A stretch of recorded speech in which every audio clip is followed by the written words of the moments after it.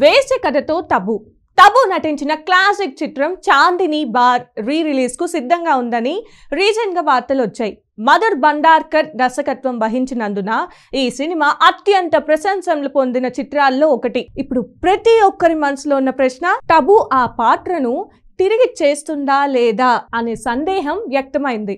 తాజా సమాచారం మేరకు చాందిని బార్ 2 కోసం నిర్మాతలు టబుతో చర్చలు జరుపుతున్నారని నిర్మాణ సంస్థకు దగ్గరగా ఉన్న ఒక సోర్స్ వెల్లడించింది. సీక్వెల్ ఎమోషనల్ డెప్త్ కు టబు చాలా అవసరం కాబట్టి మేకర్స్ తనను మాత్రమే దృష్టిలో ఉంచుకొని స్క్రిప్ట్ ను రెడీ చేశారట. ఇలాంటి సమయంలో జాతీయ ఉత్తమ నటి లేకుండా సినిమా తీయడం కుదరదని మేకర్స్ నిర్ణయించినట్లు తెలిసింది. చాందిని బార్ ఒక వేశ్య కథ. వేశ్య పాత్రలో టబు అద్భుతమైన నట ప్రదర్శనకు జాతీయ అవార్డు దక్కింది. చాందిని బార్ 2 నేటి తరం కోసం రాసుకున్న కథ అని నిర్మాతలు నిర్ధారించారు.